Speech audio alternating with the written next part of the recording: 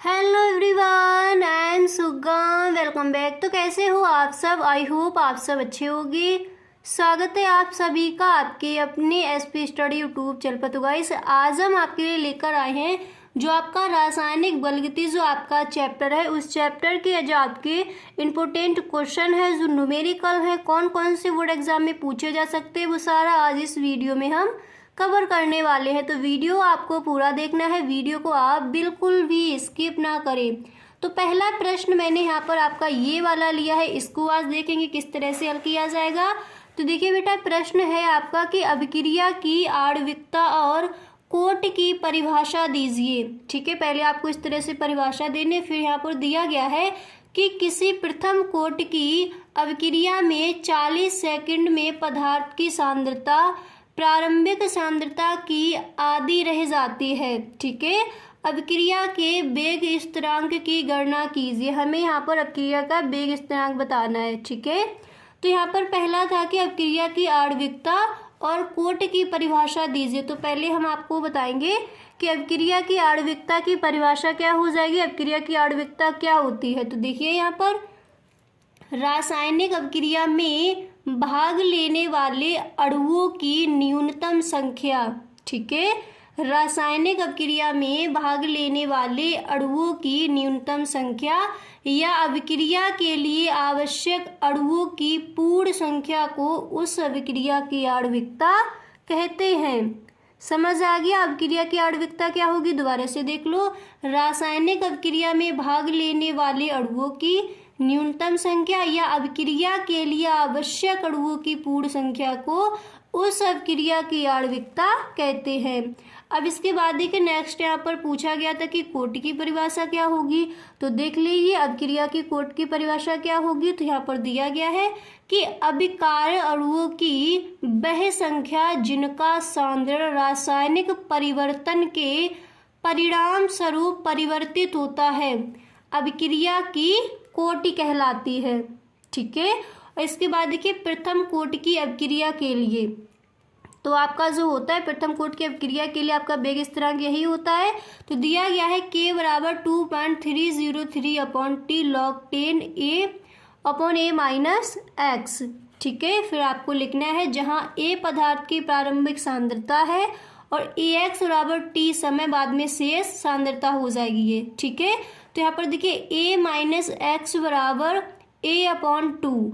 ठीक है, A minus x बराबर क्या हो जाएगा, A अपॉन 2, और T बराबर कितना दिया था, 40 दिया था। यहाँ पर देखिए दोबारा से, किसी प्रथम कोट की अभिक्रिया में 40 सेकंड में पदार्थ की सांद्रता प्रारंभिक सांद्रता की आधी रह जाती है।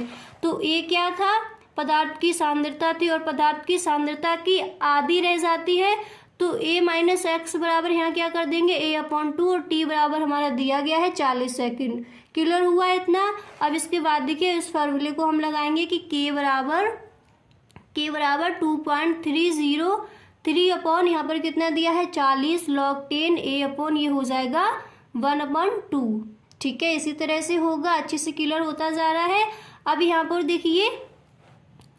देखिए क्या हो जाएगा, इसको पहले इसी तरह से हम लिखेंगे, फिर हम लिखेंगे log 10 2। ठीक है, यहाँ पर ये इतना ही रह जाएगा log 10 2, और log 10 2 का मान कितना होता है 0.3010। तो वही हमने यहाँ पर कर दिया। देख लीजिए, इतना करने के बाद जब आप इसको हल करोगे तो आपका आंसर ये निकल के आ जाएगा।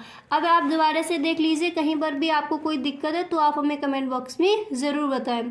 पूरा समझ आ गया कि अभिक्रिया की आणविकता और कोटि की परिभाषा क्या होगी, और जो आपका ये दिया गया था कि किसी प्रथम कोट की अभिक्रिया में 40 सेकंड में पदार्थ की सांद्रता प्रारंभिक सांद्रता की आधी रह जाती है, अभिक्रिया के वेग स्थिरांक की गणना कीजिए। कई बार क्वेश्चन आस्क किया गया है बोर्ड एग्जाम में, तो इसीलिए मैंने इसको आपको पहले बताया है। इसको आप अच्छे से तैयार कर लीजिए।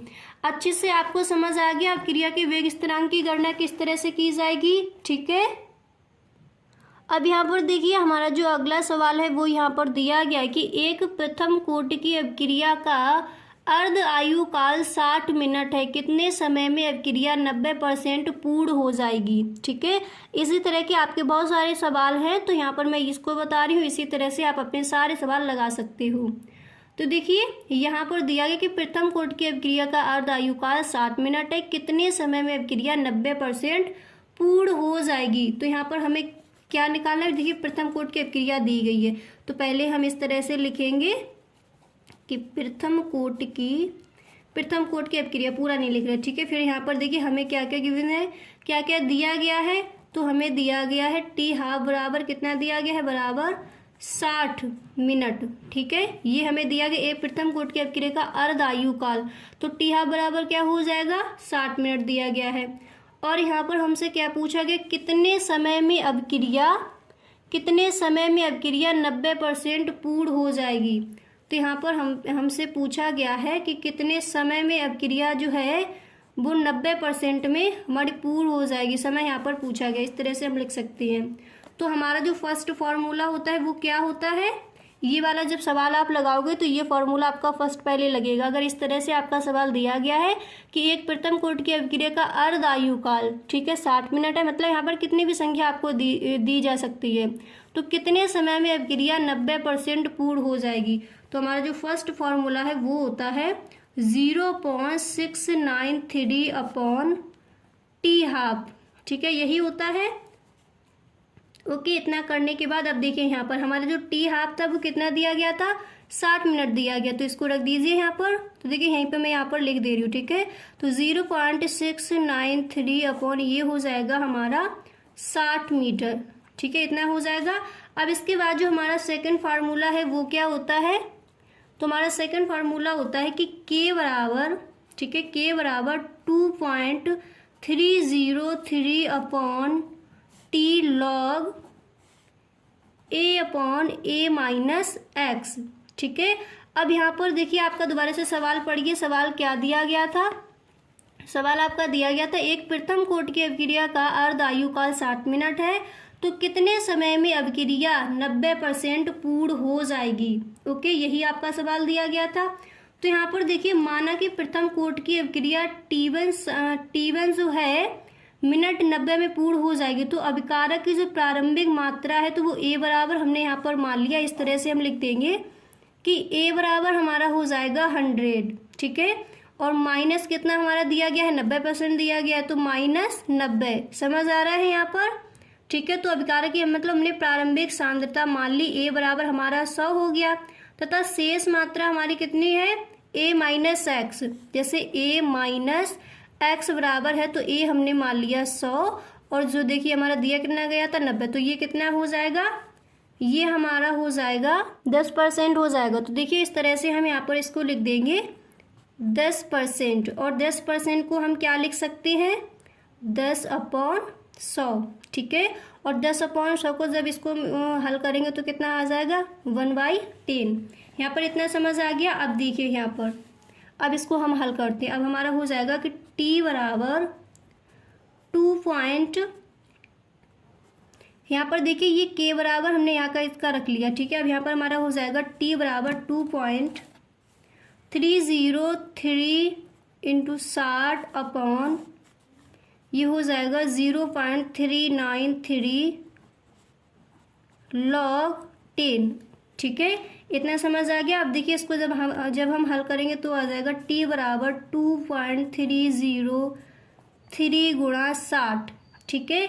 इसके बाद देखिए नीचे हमारा आ जाएगा 0.693, और log 10 का मान कितना होता है, 1 होता है, आपको पता है, ठीक है। अब जब हम इसको हल करेंगे तो आप अपना काट पीट कर हल कर लेना। मैं यहाँ पर इसकी जो इसका मान निकल के आया वो मैं रख दे रही हूँ। यहाँ पर आ जाएगा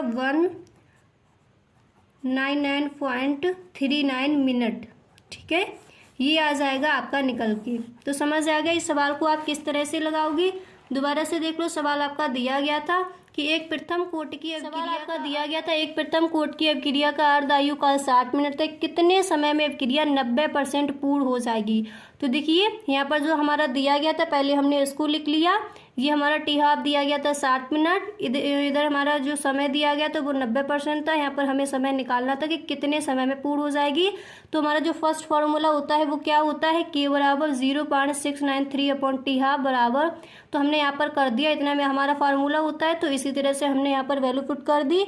उसके बाद देखिए ये हमारा जो हमारा सेकंड होता है फार्मूला वो हमें लगाना था। तो k बराबर 2.303 upon T log a upon a minus x, यही होती है प्रथम कोटि की अभिक्रिया का जो आपका प्रथम कोटि की अभिक्रिया का जो नियतांक होता है यही होता है। तो यहाँ पर देखिए हमने मान लिया था कि a बराबर, यहाँ पर हमने माना कि प्रथम कोटि की अभिक्रिया T1 मिनट में 90% पूर्ण हो जाएगी। तो अभिकारक की प्रारंभिक जो मात्रा थी वो हमने कितनी मान ली थी, 100 मान ली थी। तो यहाँ पर देखिए a बराबर 100, तो हमारा ये दिया गया है a माइनस एक्स। तो a माइनस एक्स बराबर तो हम करेंगे तो कितना आ जाएगा, 100 माइनस 90 करेंगे तो हमारा 10% आ जाएगा। और 10% को हम लिख सकते हैं 10/100। तो जब हम इसको हल किया तो हमारा इतना आ गया 1 अपॉन इतना आ गया 10। तो फिर यहीं पर हमने उसी तरह से रख दिया t बराबर, ये हमारा कितना हो गया था 2.303 इंटू 60 हो गया। इसके बाद यहाँ पर मैंने रख दिया जो था log 10 का हमारा मान कितना होता है 1 होता है। और जब आप इसको हल करोगे तो आंसर आपका इस तरह से निकल के आ जाएगा। क्लियर हो गया। इसी तरह से अब देखिए नेक्स्ट वीडियो में जितने भी आपके न्यूमेरिकल है वो सारे न्यूमेरिकल आपको नेक्स्ट वीडियो में मिलने वाले हैं। ठीक है, तो गैस अगर आप चैनल पर पहली बार आए हो तो चैनल को सब्सक्राइब कर लेना, बेल आइकन को भी प्रेस कर देना ताकि वीडियो की जो भी नोटिफिकेशन हो सबसे पहले आपके पास पहुंचे। ठीक है, तो नेक्स्ट वीडियो में जितने भी न्यूमेरिकल हैं उनको हम कवर करने वाले हैं। Okay, thank you.